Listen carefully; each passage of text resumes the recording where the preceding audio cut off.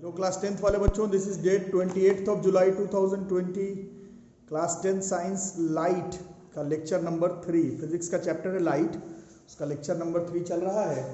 और जिन्होंने पहला लेक्चर 1 और लेक्चर 2 किया है उन लोगों को मालूम हो गया, फिर जिनके पास सिलेबस है क्लास 10th का, आपका जो सिलेबस है वो सिलेबस से आप लोगों को मालूम चला होगा कि इस बार जो आपका सिलेबस है वो शुरू ही जो है वो reflection of light through spherical mirror से होता है। अब जो लोग इंटेलिजेंट बच्चे हैं जो एनसीईआरटी फॉलो करते हैं उन लोग को ये मालूम होगा सिलेबस चेंज नहीं होता तो भी आपका सिलेबस क्लास 10th का लाइट का reflection of light through curved surface से ही शुरू है। फिर भी एज अ साइंस स्टूडेंट हम लोग लेक्चर 1 और 2 में प्लेन मिरर और रे ऑप्टिक्स का डेफिनेशन, थोड़ा वेव थ्योरी, थोड़ा पार्टिकल थ्योरी पढ़ेंगे। बट सिलेबस एक्चुअली में लेक्चर 3 यहीं से आपका क्लास 10th का साइंस का लाइट चैप्टर का सिलेबस यहीं से शुरू है, तो यहीं से स्टार्ट होता है reflection of light through curved surfaces. अब जैसे जैसे हम लोग सीनियर क्लासेस में आएंगे तो हम लोगों को ढेर सारे कर्व्ड सरफेसेस के रिफ्लेक्शन के बारे में मालूम पड़ेगा। बट सबसे जो फेमस कर्व्ड सरफेसेस है जो कि एज ए साइंस स्टूडेंट हम लोगों को 9th में 10th में 11th में 12th में पढ़ना है वो है स्फेरिकल मिरर्स। तो reflection of light through curved surfaces में भी सिलेबस में जो कर्व्ड सरफेस है वो आपका सिर्फ स्फेरिकल मिरर्स का ही है, बड़ा फेमस टॉपिक है, यहीं से हम लोग स्टार्ट करेंगे।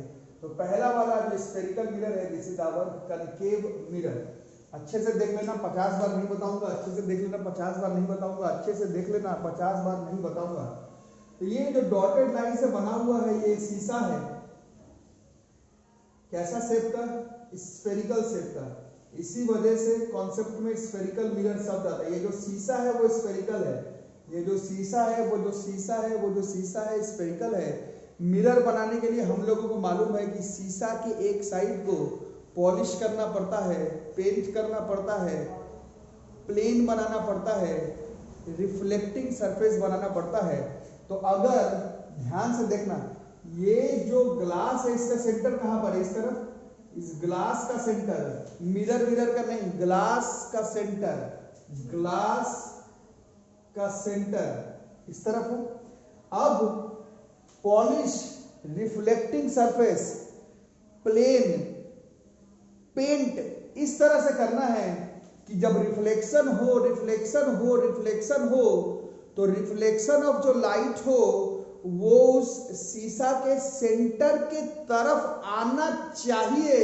ऐसे मिरर को हम लोग कनकेव स्फेरिकल मिरर कहते हैं।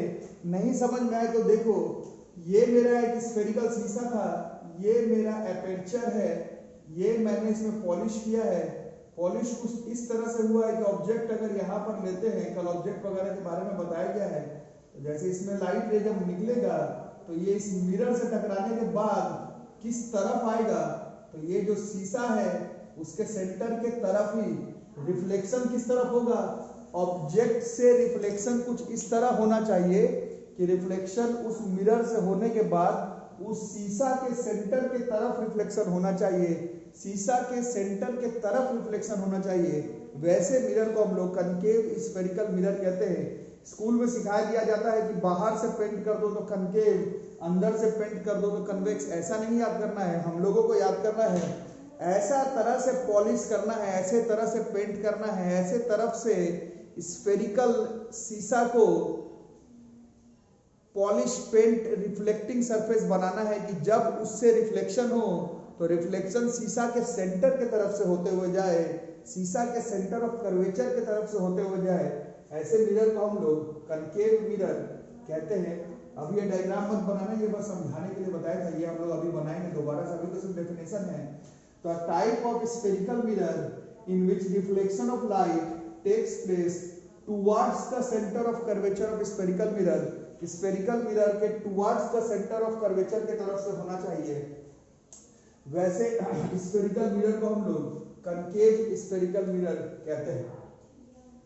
इसके बाद है कन्वेक्स मिरर। कन्वेक्स मिरर देखो, कन्वेक्स मिरर वैसा ही है, ये एक शीशा है स्फेरिकल शेप का, इसमें एक पोर्शन है एपर्चर, उसको करना है पॉलिश, पेंट, रिफ्लेक्टिंग सरफेस बनाना है। इस तरह से बनाना है, इस तरह से बनाना है, इस तरह से बनाना है कि जब रिफ्लेक्शन हो जब रिफ्लेक्शन हो लाइट का तो वो इस शीशा के सेंटर के तरफ नहीं आना चाहिए, शीशा के सेंटर के तरफ रिफ्लेक्शन नहीं होना चाहिए, शीशा के सेंटर के तरफ रिफ्लेक्शन नहीं होना चाहिए, शीशा के सेंटर की तरफ रिफ्लेक्शन नहीं होना चाहिए। ऐसा स्फेरिकल मिरर्स को हम लोग कन्वेक्स स्फेरिकल मिरर कहते हैं। A type of spherical mirror in which reflection of light does not take place towards the centre of curvature of spherical mirror.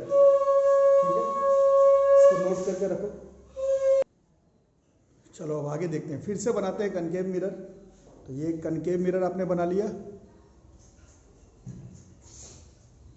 ये कनकेव मिरर हमने बना लिया, ये कनकेव मिरर बना लिया। और अब इस कनकेव मिरर को ध्यान से देखोगे, ये जो पूरा डॉटेड लाइंस है ये पूरा शीशा था।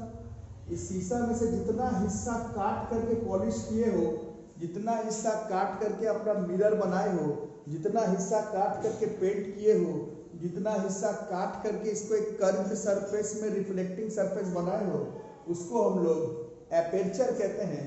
mm dash is our aperture.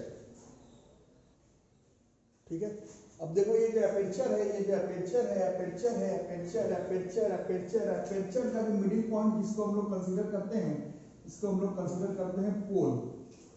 ठीक है, अब इस शीशे का सेंटर इस सेंटर ऑफ कर्वेचर और ये एपर्चर का सेंटर इस पोल, दोनों को जोड़ता हुआ एक इमेजिनरी एक्सिस, इसको हम लोग कहते हैं प्रिंसिपल एक्सिस। ये इमेजिनरी होता है, एक्चुअल में नहीं है, बट हम लोग इसको एज अ बेस लेते हैं रे ऑप्टिक्स में डायग्राम बनाने के लिए। ठीक है, और देखते हैं, ये मान लो एक ऑब्जेक्ट है, ये भी क्या है ऑब्जेक्ट है, इससे देखो ये एक लाइट रे निकला, ये लाइट रे निकला, एरा गैरा लाइट रे नहीं बनाया है, ऐसा लाइट रे है जो कि प्रिंसिपल एक्सिस के पैरेलल है। एबी से एक लाइट रे निकला, एबी से एक लाइट रे निकला, एबी से बहुत सारा लाइट रे निकला, उसमें से एक लाइट रे को अभी कंसीडर कर रहे हैं जो कि प्रिंसिपल एक्सिस से पैरेलल है, जो कि प्रिंसिपल एक्सिस से पैरेलल है। ये इस मिरर से टकराने के बाद वापस आते समय प्रिंसिपल एक्सिस को जिस पॉइंट पर टच करेगा उसी को हम लोग प्रिंसिपल फोकस या फिर फोकस पॉइंट कहते हैं। प्रिंसिपल फोकस या फिर फोकस पॉइंट कहते हैं, प्रिंसिपल फोकस या फिर फोकस पॉइंट कहते हैं। याद रहेगा, एक ऑब्जेक्ट लो, उससे ढेर सारा लाइट रे में से वो लाइट रे जो प्रिंसिपल एक्सिस के पैरेलल हो, वो मिरर से टकराने के बाद प्रिंसिपल एक्सिस को जिस पॉइंट पर कट करेगा, टच करेगा, कट करते हुए निकल जाएगा, उस पॉइंट को हम लोग प्रिंसिपल फोकस और फोकस पॉइंट कहते हैं। अब ध्यान से देखना बच्चों, आज के बाद जैसे प्लेन मिरर का कोई भी क्वेश्चन बनाते हो थे छोटे क्लास में, इस तरह से जब एक नॉर्मल जरूर बनाते थे, आप लोग याद होगा, इमेजिनरी, उसी तरह से आज के बाद कभी भी ऑब्जेक्ट कैसा भी रिफ्लेक्शन, कैसा भी मिरर, तो अभी भी आपको एक नॉर्मल बनाना पड़ेगा। जैसे कि इस डायग्राम का जो नॉर्मल हुआ, ये एक लाइट रे आया गया, इसका जब हम लोग नॉर्मल बनाएंगे तो इसका भी एक हम लोगों को इस तरह से एक नॉर्मल बनाना पड़ेगा। ठीक है, समझ में आ रहा है? कंपलसरी है, कुछ लोग पूछे कि कंपलसरी है क्या? 100% कंपलसरी है। और ये नॉर्मल जो है वो सेंटर ऑफ कर्वेचर की तरफ होगा, और ये जो दोनों एंगल है, जैसे इसमें ये जो दोनों एंगल बराबर होता है, इसमें ये दोनों एंगल बराबर रहते हुए आपको करना है डॉटेड लाइन से। मतलब बोलने का मतलब ये है कि जैसे प्लेन मिरर में नॉर्मल बनाते थे, वैसे ही कर्व्ड मिरर्स में भी नॉर्मल आपको बनाना पड़ेगा। अब इस सी के बारे में थोड़ा देर पहले ही पता है, इस शीशा का सेंटर है, शीशा का सेंटर है, शीशा का सेंटर है, शीशा का सेंटर है, सेंटर ऑफ कर्वेचर। और जैसे मैथ्स में होता है सेंटर से पॉइंट तक के बीच का दूरी रेडियस, तो सेंटर से पोल तक का दूरी, सेंटर से पोल तक का दूरी को हम लोग रेडियस ऑफ कर्वेचर कहते हैं। और ये जो F से P तक का दूरी है, F से P तक का दूरी है, F से P तक का दूरी है, that is focal length. F जो है वो फोकस पॉइंट है, बट F से P तक का जो दूरी है, F से P तक का दूरी है, दिस इज फोकल लेंथ। और अगर आपका मिरर बिल्कुल स्फेरिकल है, बिल्कुल स्फेरिकल है, बिल्कुल स्फेरिकल है, तो उसमें ये जो F है वो उस रेडियस ऑफ कर्वेचर के आधा आएगा। इन सब का प्रूफिंग आपको क्लियर बताया गया है कि 10th क्लास में सिलेबस में नहीं है। सिलेबस रिड्यूस होने के बाद नहीं, एक्चुअल में भी नहीं था, क्योंकि इन सब का प्रूफिंग हम लोग 12th क्लास फिजिक्स में करते हैं। अभी आपको याद करना हम पड़ेगा कि ये जो फोकल लेंथ है वो रेडियस ऑफ कर्वेचर के हाफ होता है। तो इस डायग्राम को बना लो ध्यान से, इस डायग्राम को ध्यान से बना लो।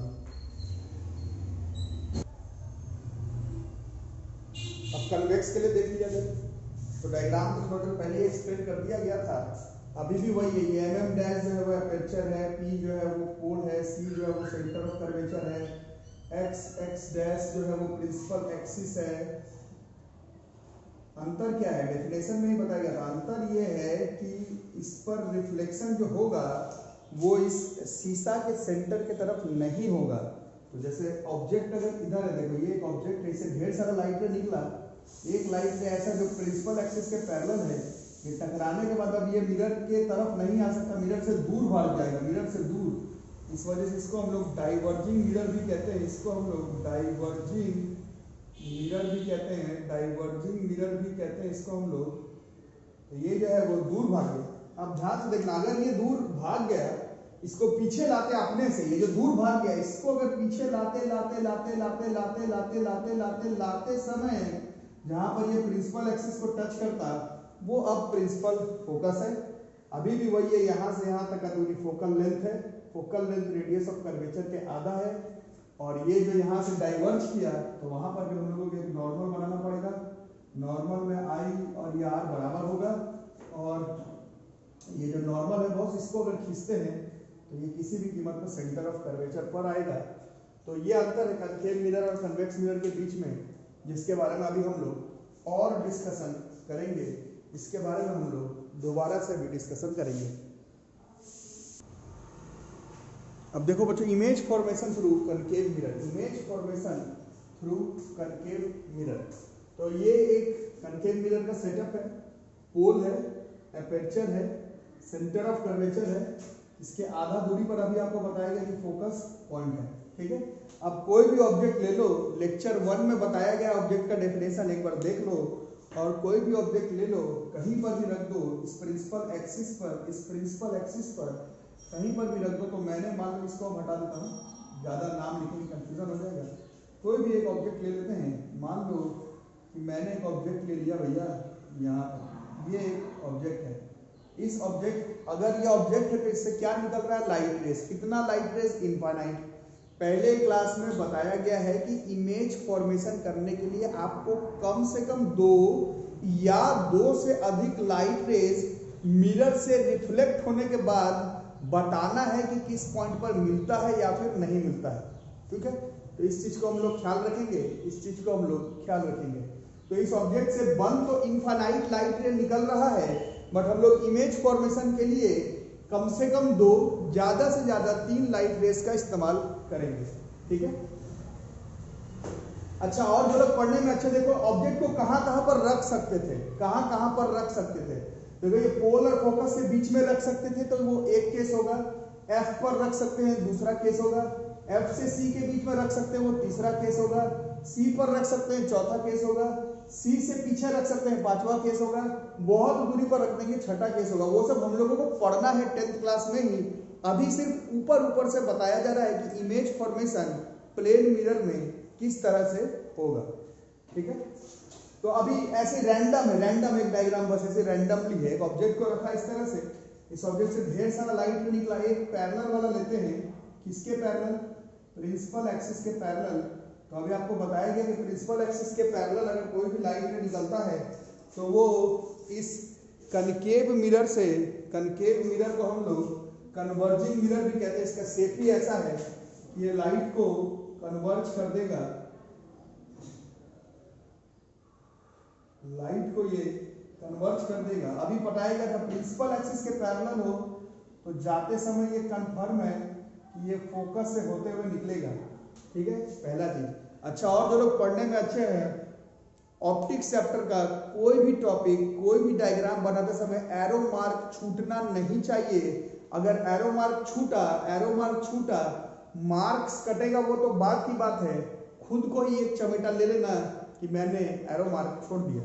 ठीक है, तो ये एक लाइट रे हो गया। अब दूसरा लाइट रे देखते हैं, इसमें बहुत सारा लाइट रे निकल रहा है। एक लाइट रे हम लोग लेते हैं ऐसा जो सेंटर ऑफ कर्वेचर से पास करता हुआ लाइट रे है। ये जरूर मतलब ये बस ऐसे डायग्राम बनाने के लिए लिया है। जो लाइट रे सेंटर ऑफ कर्वेचर से होते हुए जाएगा, क्योंकि हमने देखा है कि नॉर्मल सेंटर ऑफ कर्वेचर के तरफ ही होता है, तो ये लाइट रे दोबारा से इसी पाथ पर होते हुए वापस चला जाएगा। ठीक है। अगर तीसरा लेना है, तीसरा मैं बना देता हूं क्योंकि हम लोग 3 ही का इस्तेमाल करते हैं मैक्सिमम में और इन्हीं तीनों केस का इस्तेमाल करते हैं। एक हम लोग लेते हैं, इससे बहुत सारा लाइट निकल रहा है, उसमें मान लो एक पोल पर जाकर के टकराया, तो जो पोल पर टकराता है क्योंकि इसका नॉर्मल देखो सेंटर ऑफ कर्वेचर की तरफ ही है ना, तो ये बिल्कुल उसी एंगल पर वापस भी निकलेगा और ये निकलते समय इस तरह से जाएगा, इस तरह से। इसका ये वाला जो है वो सेंटर ऑफ कर्वेचर की तरफ था, ठीक है, ये डॉटेड लाइन नॉर्मल वाला है ना। तो अब देखो ये जो तीनों लाइटें है, कल क्या डेफिनेशन बताया गया, इमेज बनने के लिए 2 या 2 से ज्यादा लाइटें मिरर से टकराने के बाद किसी एक जगह पर एक्चुअली में मीट करे या फिर टेंड करे मीट करते हुए। ये तो एक्चुअली में मीट कर जा रहा है इस पॉइंट पर, तो यहाँ पर जो ऑप्टिकल अपीयरेंस बनेगा, उस ऑप्टिकल अपीयरेंस को ही हम लोग इमेज कहते हैं। और ये देखो इसका बी जो है वो नीचे की तरफ और ए डैश ऊपर की तरफ, और इस तरह से एक इमेज का फॉर्मेशन हो गया। और यहाँ पर लाइट ने एक्चुअली में मीट किया है, एक्चुअल में मीट किया है, इसलिए इस केस में, ये तो मैंने रैंडम डायग्राम बनाया है, इसके बारे में हम लोग डिटेल से पढ़ेंगे। इस केस में जो इमेज बन रहा है वो रियल इमेज है, क्योंकि ये लाइट रेज टकराने के बाद एक्चुअली में एक जगह पर मिल रहा है। रियल इमेज वर्चुअल इमेज के बारे में बाद में बात करेंगे। अभी सिर्फ इस डायग्राम से हमने इमेज फॉर्मेशन के लिए 3 रूल देख लिया है, जो कि एनसीईआरटी बुक में 2 पेज में लिखा हुआ है, मैं नहीं लिखवा रहा। आप लोग में से जो लोग अच्छे बच्चे लोग 3 रूल समझ गए होंगे। जब भी इमेज फॉर्मेशन करना हो, एक लाइट में प्रिंसिपल एक्सिस के पैरेलल लेना, वो जानते जाते फोकस से होते हुए जाएगा। सेंटर ऑफ कर्वेचर से एक लाइट ले लेना, वो सेंटर ऑफ कर्वेचर पर टकरा करके सेंटर ऑफ कर्वेचर पर ही वापस चला जाएगा। और तीसरा, अगर जरूरत पड़े, वैसे 2 पर ही बना लेते हैं, तीसरा जरूरत पड़े तो ऐसे पोल से होते हुए एक लाइट ले लेना, वो पोल से टकरा करके I बराबर R करते हुए इस तरफ से निकल जाएगा, क्योंकि इसका नॉर्मली सेंटर ऑफ कर्वेचर की तरफ आ रहा है। तो ये है हमारा image formation through concave mirror. इसमें कुछ बातें अभी करेंगे, इसमें कुछ बातचीत हम लोग करेंगे। अगर आप ध्यान से देखते हैं, अब ये एक ऑब्जेक्ट है, ऑब्जेक्ट का जो डिस्टेंस है, ध्यान से देखना, ये ऑब्जेक्ट है, इसका डिस्टेंस पोल से, ऑब्जेक्ट का डिस्टेंस पोल से, इसको हम लोग कहते हैं ऑब्जेक्ट डिस्टेंस, और इसको हम लोग U से डिनोट करते हैं। ऑब्जेक्ट डिस्टेंस को किससे डिनोट करते हैं हम लोग? U से। 9th क्लास में इनिशियल वेलोसिटी को U से डिनोट करते हैं। ऑप्टिक्स चैप्टर में ऑब्जेक्ट का डिस्टेंस को हम लोग U से डिनोट करेंगे, ठीक है। और ये वाला U हो गया इस डायग्राम में, ठीक है। ये तो F था ही, पहले भी हम लोग लिख चुके हैं, ये F है, ये F है, P से F फोकल लेंथ, इसको हम लोग डिनोट करते हैं F से, है ना। और ये जो इमेज बना उसका पोल से दूरी, जैसे B डैश का P से दूरी, P डैश P का, इसको हम लोग आज के बाद कहेंगे इमेज डिस्टेंस, और इसको हम लोग V से डिनोट करेंगे, जैसे इस डायग्राम में ये V से डिनोट हो रहा है, ठीक है, क्लियर। इस डायग्राम में ऐसे हर बार अलग अलग डायग्राम बनेगा, बट ऑब्जेक्ट का डिस्टेंस को U से डिनोट करेंगे, इमेज के डिस्टेंस को V से डिनोट करेंगे, और फोकल लेंथ को स्मॉल f से ही डिनोट करेंगे। This is image formation. ये एक रैंडम इमेज है, ऐसा हम लोगों को 6 केस पढ़ना है, बट इमेज फॉर्मेशन जब कनकेव मिरर से करना होगा तो इसी तरह के कॉन्सेप्ट बेसिक्स का इस्तेमाल करेंगे, ठीक है। अब है image formation through convex spherical mirror. Image formation through convex spherical mirror, ये कन्वेक्स स्फेरिकल मिरर है, इसको सेटअप कर दिया, ऑब्जेक्ट को इधर रखा, अब इस ऑब्जेक्ट से ढेर सारा लाइट निकलेगा। एक कंफर्म हम लोग ये वाला लेंगे जो कि प्रिंसिपल एक्सिस के पैरेलल है, इसको हम लोग डाइवर्जिंग कहते हैं। ये लाइट रे डाइवर्ज कर जाएगा। थोड़ी देर पहले बताया गया था, डाइवर्ज को अगर खींचते, अगर पीछे खींचते, अगर पीछे खींचते, तो यहाँ पर इसका फोकस पॉइंट आता, और ये length principal focus is our focal length हो जाता है, ठीक है। अब एक लाइट रे से इमेज फॉर्मेशन नहीं बनता है, एक लाइट रे से इमेज फॉर्मेशन नहीं बनता है, एक लाइट रे से इमेज फॉर्मेशन नहीं बनता है। इस वजह से what we need is another, कम से कम एक और, 3 ले सकते हैं, 2 पर बन गया तो 2 पर ले लो। एक ये वाला बोला था आपको, P पर अगर जाकर के लाइट रे टकराए तो ये, क्योंकि इसका नॉर्मल यहीं पर है तो ये यहाँ चला जाएगा इस तरह से। देखो ये लाइट रे इधर जा रहा है, तो ये दोनों लाइट रे कहाँ पर मिल रहा है, कहाँ पर मिल रहा है, कहाँ पर मिल रहा है, कहाँ पर मिल रहा है, कहीं नहीं मिल रहा है। इस वजह से इस केस में जो इमेज फॉर्मेशन होगा, कल बताया गया था, रियल इमेज नहीं होगा, रियल इमेज नहीं होगा, रियल इमेज नहीं होगा। तो जिन्होंने कल का क्लास किया उन लोगों को मालूम होगा, जहां पर रियल इमेज नहीं वहां पर वर्चुअल इमेज के लिए आंख बना करके समझाया जाता है, वर्चुअल इमेज समझाया जाता है आंख बना करके। तो ये अगर हमारा आंख है इस तरह से, अगर ये देखेगा तो इसको इस तरह से, ये वाला लाइट रे लगेगा इधर से आ रहा है और ये वाला लाइट रे लगेगा इधर से, तो इन दोनों को ये इमेजिन कर लेगा, इसको पीछे खींचते हुए इमेज फॉर्मेशन कहीं इधर हो रहा है। तो इस केस में देखो A का A डैश इधर ही रह गया और B का B डैश ऐसे ऊपर ही रह गया। और कल बताया गया था ये नकली इमेज है, वर्चुअल इमेज है, इसलिए ये सीधा बन रहा है, A का A ही है, B का B है, सीधा इमेज है। पिछला वाला डायग्राम आपने देखा था उल्टा था, इस बार ये सीधा इमेज बन गया है। इस बार ये जो ऑब्जेक्ट का डिस्टेंस है ये U है और ये जो इमेज बना this is V। Convex mirror में V इस तरफ, F इस तरफ और U कुछ इस तरफ। इस तरह से इमेज फॉर्मेशन हम लोग देखते हैं कनकेव और कन्वेक्स स्फेरिकल मिरर पर। इसका अगर आपको एक नॉर्मल बनाना है तो ये नॉर्मल आप चाहे तो बना सकते हैं, चाहे नहीं नॉर्मल बनाया करो, नॉर्मल बनाना अच्छा है, होता है यहाँ पर नॉर्मल बनाया करो, इससे गुड है, ठीक है। इस तरह से कुछ U इसका इधर, V इसका उधर, F इसका उस तरफ। तो ये खास केस नहीं, बस मैंने से रैंडम डायग्राम बनाया है कि इस तरह से इमेज फॉर्मेशन करते हैं हम लोग कनकेव और कन्वेक्स स्फेरिकल मिरर्स पे, ठीक है, ओके। अब देखो इस चैप्टर का बड़ा फेमस टॉपिक है, इस चैप्टर का बड़ा फेमस टॉपिक है साइन कन्वेंशन। इस चैप्टर का बड़ा फेमस टॉपिक है साइन कन्वेंशन। सही बच्चे समझते नहीं है इस चैप्टर का, इस चैप्टर का, इस चैप्टर का, इस चैप्टर का, इस चैप्टर का भयंकर टॉपिक है साइन कन्वेंशंस। इसको अभी हम लोग इंट्रोडक्शन करेंगे, समझने का ट्राई करेंगे। ये डायग्राम देखो किसका था, कनकेव मिरर का। ध्यान से देखना, ये AB क्या था, AB ऑब्जेक्ट का डिस्टेंस वाला हाइट था और इसका पोल से दूरी, इसको अभी हम लोग ने क्या बताया, इसी को हम लोग कह रहे थे ऑब्जेक्ट डिस्टेंस। ध्यान से देखना, अब नहीं समझ में आएगा तो फिर अब नहीं समझ में आएगा, फिर मेरी जिम्मेदारी नहीं है, फिर आप लोग बोलते रहना कोरोना था, ये था, वो था, नहीं समझे, ठीक है। अच्छे से समझना, इसका वैल्यू कुछ बोलो, इस ऑब्जेक्ट डिस्टेंस का कुछ वैल्यू बोलो। मान लो 20 सेंटीमीटर, कितना, 20 सेंटीमीटर, ये 40 सेंटीमीटर करना है।